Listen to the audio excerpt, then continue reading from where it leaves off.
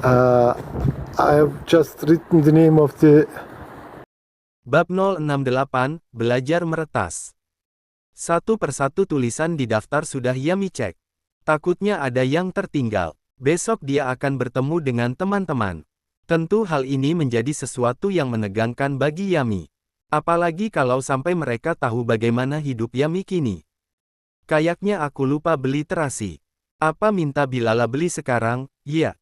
Yami menuliskan pada catatan. Kertas itu kembali dia lipat dan masukkan dalam saku. Satu persatu bahan, Yami tata dalam kulkas 4 pintu miliknya. Bagian kanan khusus sayur serta buah dan kanan tengah khusus bahan daging. Yami biasa menyimpan bahan itu dengan wadah plastik kedap udara. Itu karena kebiasaan yang nenek ajarkan semasa hidup dulu. Selesai semuanya. Sekarang tinggal nunggu temanku ke rumah.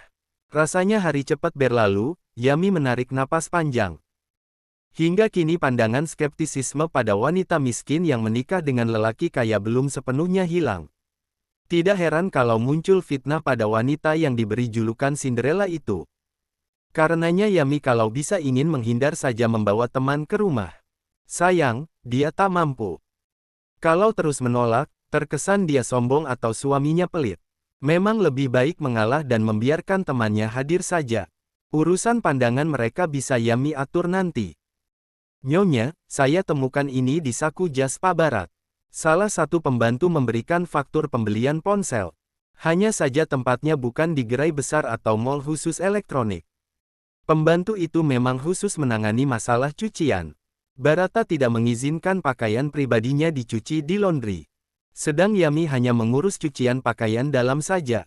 Karena barang privasi jadi dia tak izinkan orang lain menyentuh. Makasih banyak, Bi.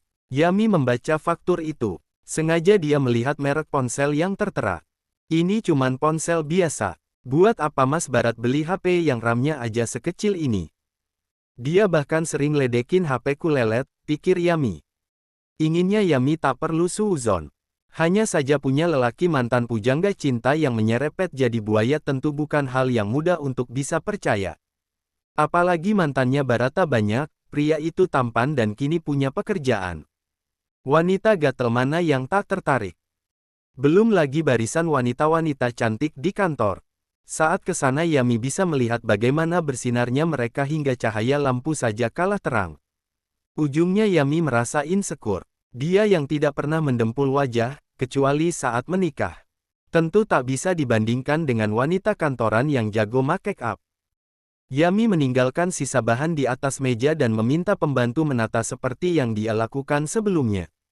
Dia kembali ke kamar untuk mewawancarai sang suami. Barata sudah pulang kerja dari pukul 3, salat asyar dan rebahan menonton film favorit sambil menunggu waktu maghrib. Sifat rajin Barata memang seperti musim buah di Indonesia, ada waktu datang dan pergi sesuka hati. Kalau rajin bisa sampai malam bertahan di ruang kerja.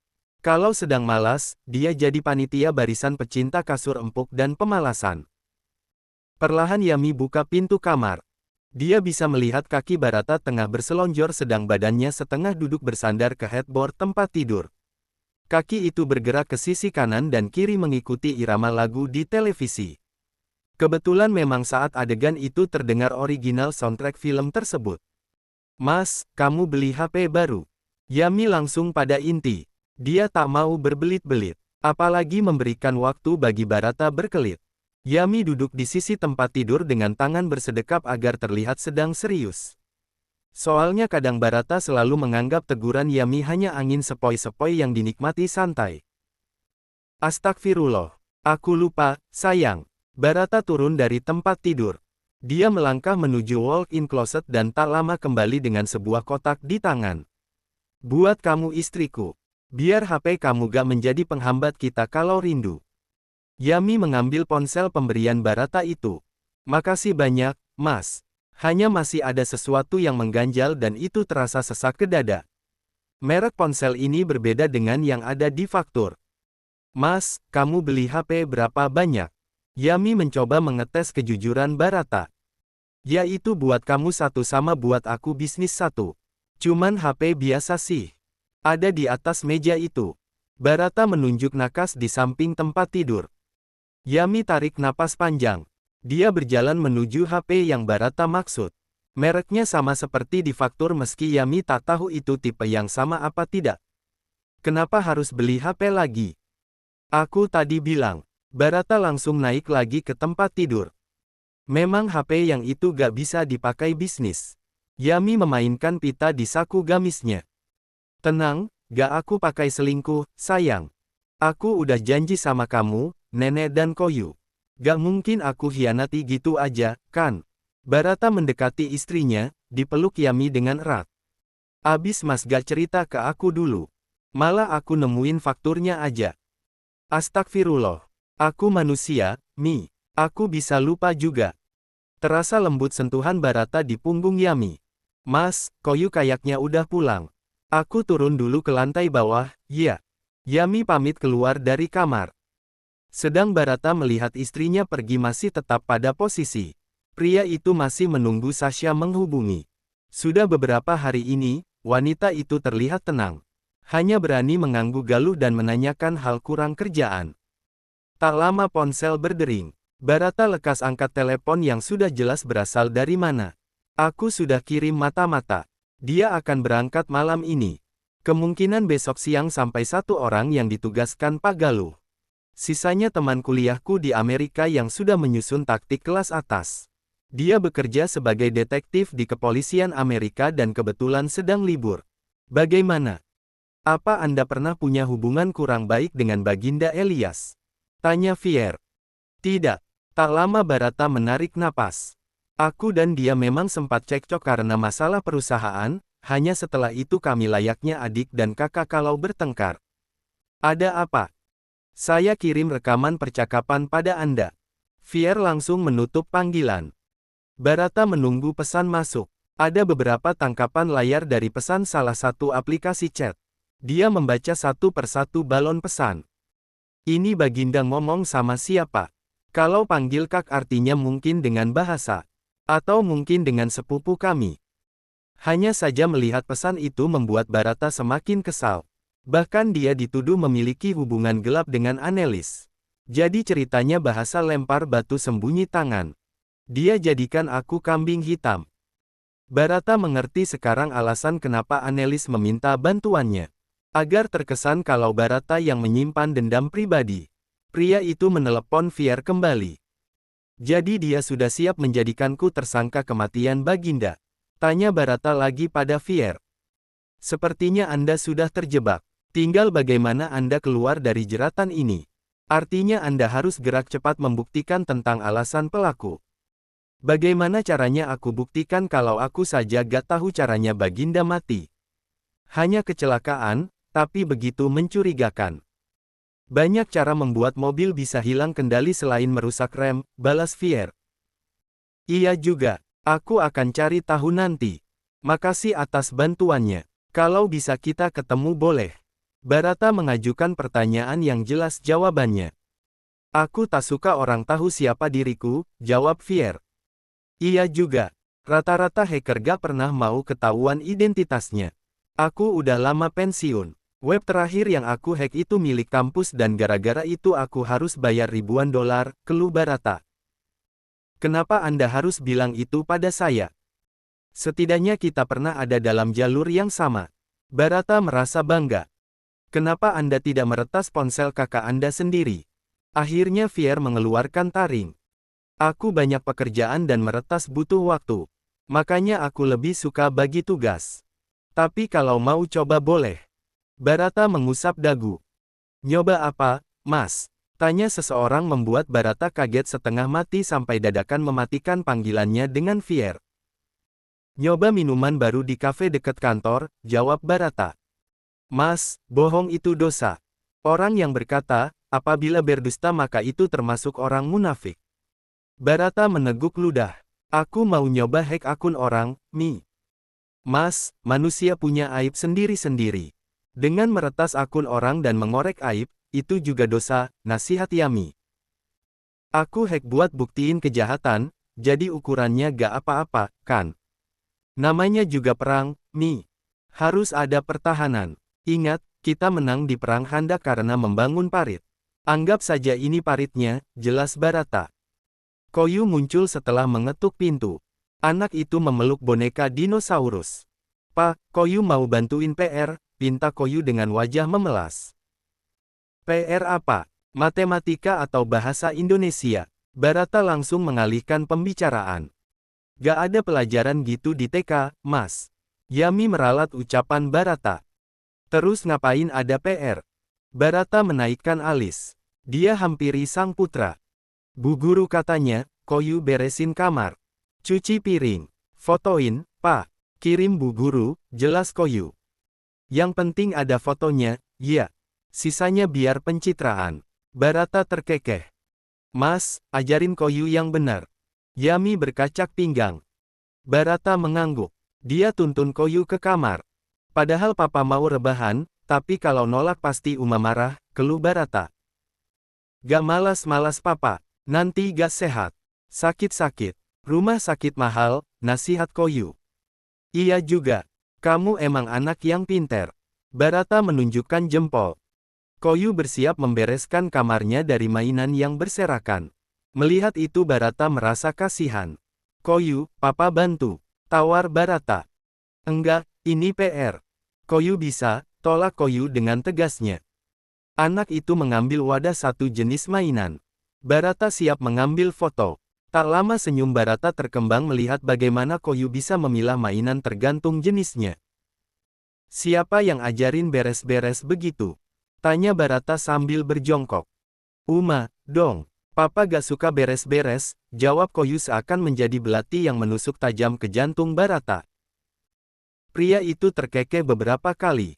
Papa bukannya males beres-beres, cuman menghargai pembantu. Kalau kita kerjakan semua, mereka gak kerja dan gak punya uang. Kasihan, alasan Barata. Mas Barat, ketahuan. Terus aja ajarin Koyu yang aneh-aneh, omel Yami yang tiba-tiba datang ke kamar Koyu. Barata berbalik. Kenapa kamu datang ke sini sih? 069, sakit hati. Ponsel berdering hingga memecah keheningan di kamar itu. Tangan Bahasa meraih-raih nakas. Dia membuka mata sambil menyeka selimut. Nama salah satu ajudannya muncul. Perasaan Bahasa mendadak tak enak. Kenapa? Tanya pria itu. Pak, Tuan Barata membuat keributan di ruangan Tuan Aryan, ungkap sang ajudan. Bahasa mengusap wajah kemudian mengerang kesal. Apalagi yang anak bodoh itu lakukan? Dia menuding Tuan Arya pelaku pembunuhan Pak Baginda dan orang tua Anda. Bahasa meremas selimut. Dia melirik ke belakang, Annelies ikut terbangun. Wanita itu menahan selimut agar tubuhnya tak terekspos. Biarkan saja. Pastikan Aryan tidak ikut campur dalam penyelidikan kematian Baginda dan pastikan kalian kirim fee pada orang terkait agar hasilnya sesuai dengan yang kita mau, tegas Bahasa. Baik, Pak. Kamu ingat, kalau sampai kematian Baginda terusut harus Barata orang dicurigai. Bahasa tersenyum licik. Dia matikan panggilan. Kenapa? Annelies terlihat penasaran. Bahasa ceritakan apa yang dia dengar dari ajudan. Sejak dulu Barata memang tak pernah punya perhitungan. Bagaimana bisa kamu biarin dia kerja di perusahaan? Bahasa kembali naik ke atas tempat tidur. Diraih tangan Annelies dan dikecup punggung tangan itu. Bagaimanapun dia yang memegang beberapa saham di perusahaan. Lagian kamu lihat sendiri gimana dia begonya. Mana ada orang menuduh langsung tanpa bukti begitu. Terlihat ceroboh sekali. Annelies menyandarkan kepalanya di bahu Bahasa. Aku harap kamu segera menguasai semua yang ada di perusahaan. Termasuk mengambil milik Barata. Tentu, awalnya apa yang dimiliki pria itu adalah milikku. Dia terlalu dimanjakan nenek. Bayangkan saja, dia bahkan mendapat saham lain di luar warisan. Jelas terlihat raut dendam di wajah Bahasa. Hal yang begitu miris karena orang yang dibenci itu adik kandungnya sendiri. Annelies mendongak. Dia pegang pipi Bahasa. Kini mata mereka saling berhadapan. Bibir mereka tertaut dalam sentuhan panjang. Di luar sana ombak begitu tenang di bawah cahaya rembulan. Bahasa, kamu tahu aku sangat mencintai kamu. Aku bahagia sekali setiap sama kamu. Aneh, kamu sangat mengagumkan, cantik dan selalu membuatku senang. Aku ingin kamu aneh, jadi milikku setiap hari. Bahasa merebahkan kembali wanita itu di atas tempat tidur. Bahasa tak memperhitungkan jika di luar sana adiknya tengah menyusun banyak hal untuk menjatuhkan secara mendadak. Dia hanyut dalam cinta Annelies yang jelas tak akan bisa diterima norma sosial apalagi agama. Cinta terlarang itu hadir begitu saja, jauh sebelum Bianca lahir ke dunia.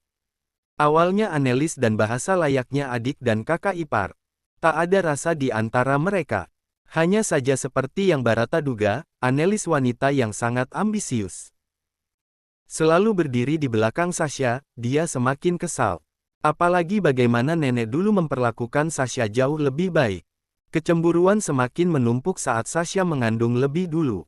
Dia diperlakukan layaknya ratu. Apalagi anak dalam kandungan itu disebut akan jadi pewaris utama setelah Bahasa. Aku harus jadi menantu utama di keluarga ini. Entah suamiku yang harus berada di posisi atas atau aku rebut apa yang Sasha miliki, tekad Annelies saat itu. Nekat, Annelies mulai menggoda kakak iparnya sendiri. Lewat perhatian yang tidak didapatkan dari Sasha.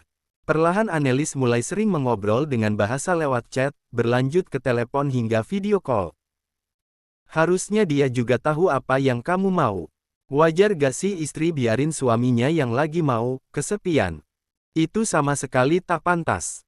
Ucap Annelies mendukung curhatan Bahasa. Dia bahkan gak pernah bisa bahagiakan aku, tambah Bahasa. Kalau aku jadi dia, aku bakalan cari banyak cara supaya suamiku betah hanya di kamarku. Gak akan aku biarin Baginda nyerong ke perempuan lain. Annelies meneguk wine di tangan. Bahasa tersenyum. Kenapa gak kamu aja jadi dia dan aku jadi Baginda? Berangkat dari pernyataan itulah, Annelies menawarkan diri. Kenapa kamu gak coba dulu? Tapi jangan salahin aku kalau kamu ketagihan. Semakin lama mereka semakin berani. Apalagi Annelies terkenal pintar dalam memanjakan suami. Bahasa semakin kecanduan. Saat Annelies mengandung, tentu saja beribu pertanyaan jatuh. Siapa ayah biologis anak itu? Ini anak kamu, tegas Annelies ketika Bahasa bertanya. Pria itu memang merasa kesal mendengar kehamilan Annelies. Dia cemburu, tak ingin wanita yang dicintai hamil oleh orang lain, meski itu suami sah wanita itu sendiri. Kamu yakin dari mana? Bahasa tak bisa percaya begitu saja. Bagaimanapun Baginda suami sah Annelies, tidak mungkin mereka berdua selama ini tidak pernah berhubungan layaknya suami dan istri. Kenapa kamu tidak tes DNA anak ini saja? Tantang Annelies. Kalau bukan, Bahasa mengerutkan kening.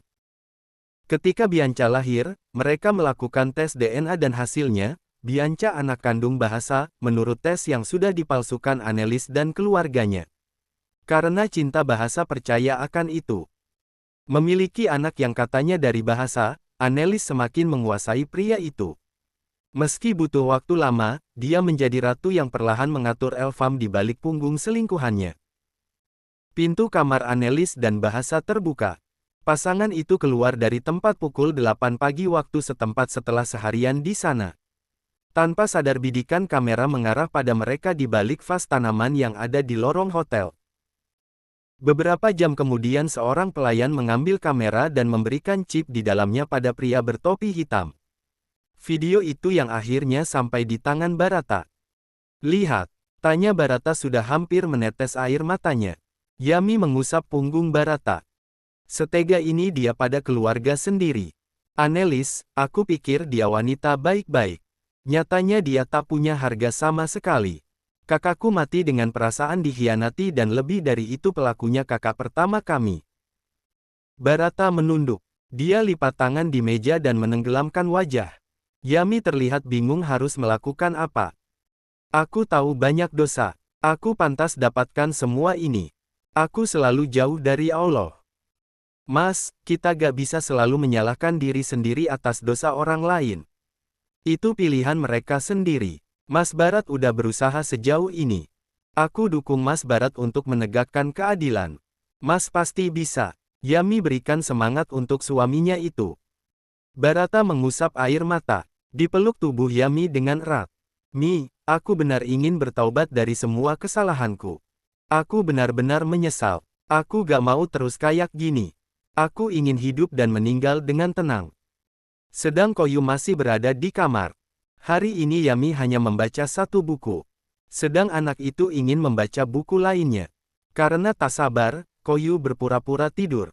Itu selalu berhasil. Yami sering berpikir Koyu benar-benar tidur kalau sudah diam saat ditiup keningnya, padahal tak sesederhana itu. Koyu turun dari tempat tidur. Dia melangkah ke rak buku. Mana Uma simpen tadi? Tanya Koyu bingung. Semua cover buku itu sama. Hanya ada angka yang membedakan. Tentu Koyu tak ingat buku yang mana tadi. Akhirnya dia ambil buku nomor 1. Dibuka sejak halaman pertama, ini sama. Koyu yang tak bisa membaca, tentu hanya mengingat dari detail gambar. Ini gak gini gambarnya, keluh anak itu. Sekarang dia mulai membuka buku kedua dan seterusnya. Kenapa gak sama? Batin Koyu. Tentu saja cover yang dia pikir sama itu nyatanya berbeda karena buku yang sebenarnya Yami simpan di kamar Barata. Air mata Koyu menetes. Dia ingin menangis, hanya saja dia tahu tak bisa mengadu pada Yami. Uma marah kalau bilang, batinnya. Tak ingin usaha sia-sia, Koyu ambil buku lain yang menurutnya bagus dari gambar covernya. Dia bawa buku itu ke atas tempat tidur. Koyu berusaha keras membaca meski hanya huruf saja yang dia tahu. Ini kodoknya batuk gak bisa nyanyi, simpul Koyu hanya dengan membaca gambar. Halaman demi halaman berlalu hingga Koyu lelah dan tak punya tenaga. Berusaha bangkit untuk sekadar menyimpan buku saja tak bisa. Ujungnya dia tertidur pulas sambil memeluk buku. Koyu bermimpi tengah main di halaman dan melihat nenek duduk di kursi roda. Nenek, panggil Koyu. Dia mencoba menghampiri, tapi nenek semakin jauh. Koyuza, panggil sebuah suara. Koyu bangun dan membuka mata. Dia kaget melihat Yami sudah duduk di sisi tempat tidurnya. Uma. Tentu saja Koyu kaget luar biasa. Lebih syok lagi karena barang bukti masih ada di tangan. Koyu kenapa manggil-manggil nenek? Kangen, tanya Yami mengusap kening. Mimpi nenek di taman, jawab Koyu. Tubuhnya basah oleh keringat. Yami menatap sedih ke arah sang putra. Kita kirim doa buat nenek, ya. Koyu anak yang saleh, insya Allah doanya pasti terkabul. Amin, Uma. Koyu belum baca doa bangun tidur, lapor Koyu. Anak itu menengadahkan tangan dan mengucap doa. Karena terlalu cemas, Yami sampai hilang perhatian dari buku di tangan Koyu. Sayangnya, perhatian itu kembali. Anakku, ini apa? Tegur Yami. Koyu mengedip-ngedipkan mata. Dia pun bingung harus menjelaskan apa. Koyu minta maaf, Uma. Koyu udah nakal. Nanti gak lagi, ucap Koyu. Uma boleh nebak atau Koyu mau bilang sendiri. Pinta Yami. Sama sekali dia tak pernah mengeluarkan nada suara tinggi saat marah pada Koyu. Koyu baca buku malam-malam, jawabnya. Bukannya udah sama Uma. Dan pukul 8 kita sepakat Koyu tidur jadi baca bukunya nanti dilanjutkan, nasihat Yami. Uma, gak marahin Koyu. Koyu menyesal, ucap anak itu lagi. Bahkan dia terlihat hampir menangis. Tentu Uma maafkan. Hanya syarat Koyu nanti tidur tepat waktu lagi. Janji. Yami memeluk Koyu agar tidak menangis. Sudah cukup dia melihat sang suami menangis semalaman. Janji, Uma. Anak baik janji tepati, ya. Koyu balas memeluk Yami. Sekarang mandi untuk salat subuh. Papa udah nunggu di musala. Koyu turun dari tempat tidur dan berjalan ke kamar mandi. Yami membereskan tempat tidur anak itu, tak lupa disimpan buku kembali ke rak. Setidaknya dia hebat karena rajin baca buku yang positif, batin Yami. Tak lama Koyu keluar mengenakan handuk yang dibungkuskan ke sekujur tubuh. Hanya wajah anak itu saja yang terlihat. Sini pakai baju dulu. Terus jenguk papa, kayaknya papa sakit, pinta Yami. Sakit apa, Uma? Later. Bab 070, Kunjungan Teman. Papa kasihan, ucap Koyu sambil mengusap pipi Barata. Anak itu seolah bisa melihat kegundahan hati sang ayah. Papa udah baikan kok. Mungkin karena tadi ngadunya sama Allah, ya. Barata peluk Koyu erat. Wajah lucu anak itu menjadi hiburan sendiri untuk Barata. Siapa nakal ke papa? Koyu bilangin bapak polisi. Ancam Koyuza. Ngapain pakai lapor polisi? Lagian Koyu emang tahu cara lapor polisi. Barata terkekeh. Tahu, nanti di jalan ketemu Koyu. Bapak polisi baik, Koyu kasih masker papa, cerita anak itu. Itu polisi lalu lintas, bukan bagian kriminal. Sanggah Barata. Apa itu krim kental? Koyu terlihat bingung. Bukan, astagfirullah. Kriminal itu kayak kejahatan gitu. Jadi polisi ada bagiannya. Ada yang jaga jalan, nangkap penjahat dan amankan tempat juga, jelas Barata. Jadi beda-beda. Kenapa? Koyu semakin penasaran. Biar bagi tugas, nak. Kalau semua sendiri nanti bisa berantakan. Barata sering bingung merangkai kata untuk Koyu. Takutnya anak itu malah salah paham. Papa juga bagi tugas. Lelah, Pak. Nanti sakit. Koyu mau main sama papa. Sakit gak bisa, nasihat Koyu. Coba nanti Koyu bilang gitu ke kakek Galuh, ya. Kalau Koyu bilang pasti kakek Galuh nurut, pinta Barata. Yami terbatuk. Kamu pandai banget manfaatin anak sendiri, ya. Yami berkacak pinggang. Barata hanya bisa nyengir kuda sambil membantu Koyu untuk berdiri. Koyu, kita baca buku mau. Tawar Barata. Koyu mau tidur bentar aja. Ngantuk, keluh Koyu. Abis salat subuh sebaiknya langsung aktivitas, nak. Lagi pula nanti siang di sekolah ada jam tidur, kan? Tolak Barata. Rupanya obrolan seru Barata dengan Koyu tak semudah itu menepis rasa kecewa Barata. Gak apa, aku baik-baik aja. Jangan ke sana sendiri. Minta sopir jemput, nasihat Barata sebelum berangkat kerja. Di tangan sudah ada tas kerja yang salah satu isinya komik terbaru. Aku masih khawatir sama kamu, Mas. Perasaan kamu sekarang lagi down loh.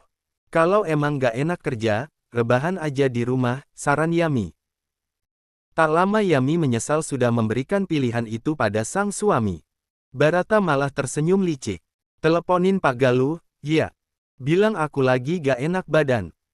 Kini Yami mengerti. Alasan Barata pagi ini terlihat lesu bukan karena sedih, tapi malas kerja. Memang sudah mendarah daging jiwa rebahan pria itu. Meski berat hati, Yami mengangguk. Salah sendiri sudah terjebak akan buaya air asin itu. Telepon dari HP Yami. Pura-pura saja Yami tak mengerti. Setidaknya mengulur waktu sampai bisa meyakinkan Barata untuk kembali semangat menjemput rezeki. Buat apa HP Apple kalau gak bisa nelepon? Wifi di rumah juga udah aku bayar. Barata tak gentar. Tangan Yami merogoh saku gamisnya. Dia cari kontak Galuh yang sudah Barata bantu simpankan. Halo, Pak. Ini Yami. Gini, Mas Barat kelihatannya gak enak badan. Mungkin gak bisa masuk kerja. Jadi Mas Barat bilang kalau ada kerjaan, kirim aja ke rumah, jelas Yami. Begitu selesai menelepon Galuh, dia kaget melihat bibir Barata manyun. Aku udah ikutin maunya Mas Barat. Apalagi yang salah? Buat apa aku di rumah kalau tetap kerja, Mi? Sama aja kayak mandi gak pakai air. Meski masih mengomel, Barata tetap masuk ke dalam rumah. Kalau kerja, sedikitnya Mas Barat lupa sama masalah. Barata berbalik. Bukannya mau jemput temen kamu? Pria itu mengingatkan. Tangan Yami menepuk kening. Dia kembali ke teras dan memanggil sopir yang tengah duduk di ruang satpam dekat gerbang. Tak lama pria itu datang mendekat. Pak, antar sampai jalan depan, ya. Aku jemput temenku di minimarket bawah jalan layang, pinta Yami. Sekarang, Nyonya. Iya, Pak, mobil ada yang udah siap. Sopir melirik ke arah carport. Yang saya panasin tadi mau dipakai Tuan ke kantor, Nya. Tuan gak jadi ke kantor, Pak. Sakit. Gak apa pakai mobil Tuan aja. Sesuai permintaan Yami, sopir lekas menuju mobil dan membawanya ke pinggir teras. Yami naik kendaraan itu. Pak Isek belum sampai juga antar Koyu ke sekolah. Katanya tadi pas antar lancar, Nya. Pas pulang kena macet, jawab sopir. Yami mengangguk-angguk. Mereka keluar dari kawasan kompleks elit itu.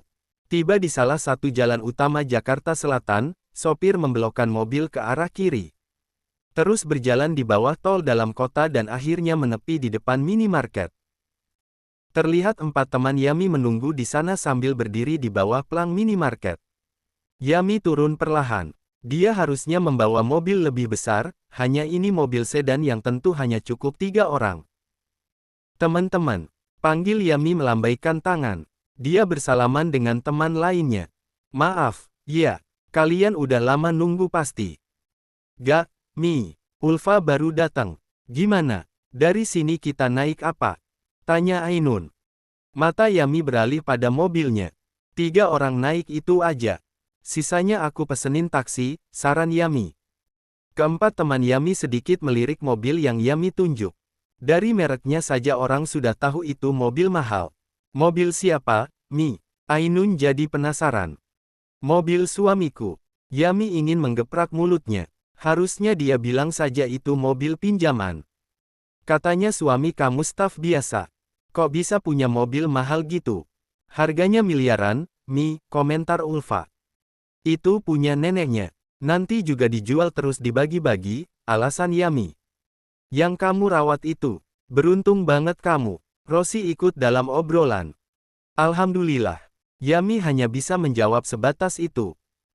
Setelah mendapatkan taksi, barulah rombongan teman Yami mulai menempuh perjalanan ke rumah. Ira, salah satu teman yang memang kerja di supermarket dekat situ tahu benar rumah Yami berada di kawasan elit.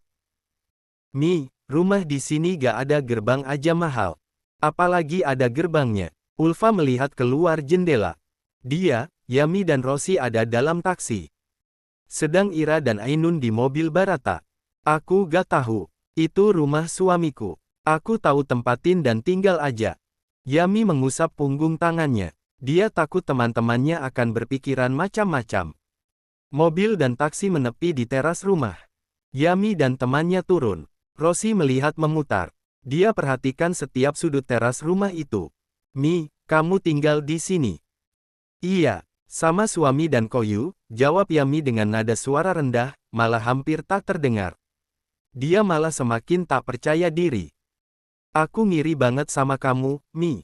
Rosi menepuk pelan lengan Yami. Hanya senyuman kecil tersungging di bibir Yami. Dia ajak teman-temannya masuk ke ruang tamu. Gimana kerjaan kalian? Tanya Yami ingin tahu bagaimana kehidupan teman-temannya selama ini. Ya gitu-gitu aja. Masuk jam 8 dan pulang jam 4. Kalau ada lemburan lumayan dapat tambahan uang. Bayar kontrakan sama kirim ke Bandung, jawab Rosi yang terlihat penat dengan hidupnya. Rosi sudah menikah 2 tahun lalu dan belum punya anak.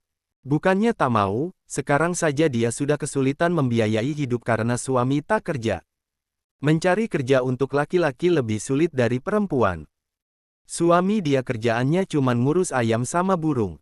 Sampai aku nasihatin berapa kali suruh suaminya pulang ke Bandung dan nyari kerja di sana aja, gak nurut. Ira terlihat kesal. Mau gimana lagi, pengennya bisa pisah. Tapi cerai juga bayar, timpal Rosi. Gak gitu, Ros. Siapa tahu ke depannya ada rezeki yang gak disangka. Bener kata Ira, lebih baik dibicarakan dulu. Dia harus tahu dulu tugasnya jadi kepala rumah tangga seperti apa. Yami memberikan masukan. Mi, kali aja suami kamu kenal yang butuh orang bantu-bantu. Biar suami aku aja, ya. Rosi pandai menggunakan koneksinya. Malu sama suaminya Yami, protes Ulfa. Gak apa, kita temenan, mana mungkin aku berpangku tangan. Insya Allah nanti aku minta Mas Barata, ya. Alhamdulillah, ucap Rosi penuh kelegaan. Kalau aku nyaman aja sama hidup. Mungkin karena keluargaku lurus-lurus aja. Meski gak lebih, tapi cukup buat makan. Anak juga belum SS sekolah ini, ungkap Ira. Mereka jadi saling bertukar cerita hidup di perantauan. Sesekali bahkan menggunakan bahasa Sunda. Entah sudah berapa lama Yami tidak menggunakan bahasa ibunya itu. Rumah terlihat sepi seperti biasa. Bukan hanya karena jumlah pembantu yang tak banyak, pemiliknya pun hanya bertiga dan Koyu masih di sekolah. Suami kamu mana, Mi?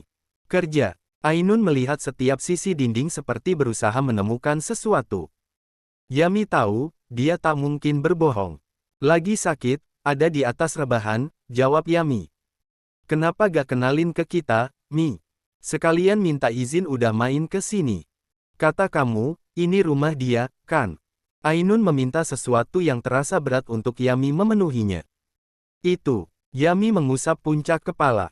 Dia berdiri. Aku panggil Mas Barata dulu. Akhirnya Yami mengalah. Memang terasa tak sopan juga membiarkan tamu tak disapa pemilik rumah. Apalagi Yami hanya sebatas istri dan jelas siapa imamnya di sini. Perlahan Yami naik ke lantai atas, meninggalkan teman-temannya di ruang tamu. Dia langsung menuju kamar karena tak menemukan Barata di ruang kerja. Mas, masih pusing? Tanya Yami. Kepalanya menyembul di antara rangka dan daun pintu yang sedikit terbuka. Astagfirullah, kamu mau bikin suami kamu jantungan. Ketuk pintu dulu, Mbak. Yami membuka lebar pintu. Mas, temenku mau ketemu. Mereka apa gak takut jantungnya berdebar dan napasnya bergerak cepat gitu? Bilang saja suami kamu kelewat ganteng, bahaya kalau lihat, tolak Barata secara halus. Gak sopan, Mas. Masa ada tamu gak ditemuin? Bukannya Rasul bilang kita harus memuliakan tamu? Yami menunduk sedih. Untung saja Barata mau berdiri dan lekas menuntun Yami keluar dari kamar. Temen kamu ada yang cantik, gak? Iseng Barata bercanda. Cantik semua. Mereka perempuan, jawab Yami santai. Barata mendecakkan mulutnya. Aku pikir kamu bakalan ngamuk, malah bales candain aku. Kalau aku marah, nanti Mas Barat pasti bakalan ngedrama. Mana malu ada orang lain di sini, jelas Yami sambil memeluk lengan sang suami. Modal dapetin hati kamu emang cuman itu. Barata mengusap kepala Yami. Kenapa saya datang Bali saya punya view drop gila-gila ni? Ada kawan-kawan semua cakap saya punya live tak nampak dah kat orang, tak kenapa.